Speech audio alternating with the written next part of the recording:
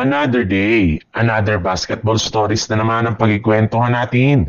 At ngayon nga, ang latest trade ng Los Angeles Lakers kay Giannis Antetokounmpo.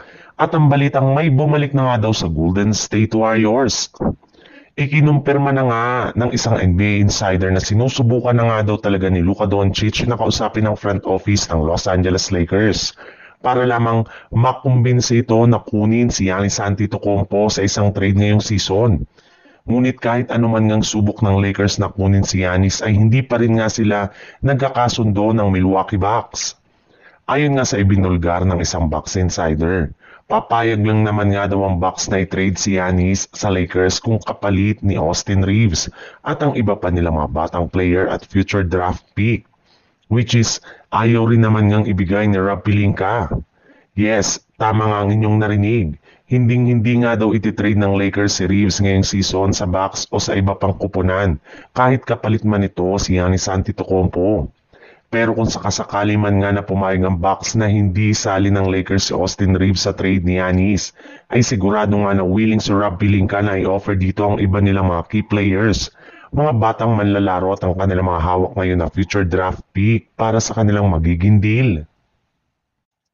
Sa ibang balita naman, matapos nga na maipanalo ng Golden State Warriors ang kanilang back-to-back road games kahapon laban sa Cleveland Cavaliers at Chicago Bulls, ay babalik na nga po sila sa lugar ng San Francisco para kalabanin naman dito ang kupunan ng Minnesota Timberwolves.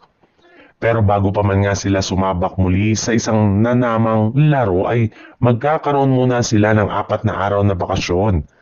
Since sa darating na December 13 pa rin naman nga ang kanilang susunod na laban. Kaya magagamit nga nila ito sa kanilang mga manlalaro para makapagpahinga at makarecover mula sa kanilang mga natamong injury. Alam naman nga po ninyo na hindi na ganong kaganda ang kalagayan ng pangangatawan at mentalidad ng kanilang mga players since sunod-sunod nga ang kanilang biyahe at ang kanilang mga back-to-back games. Kaya pabor talaga sa Warriors ang pagkakaroon nila ng mahabang break mula sa basketball.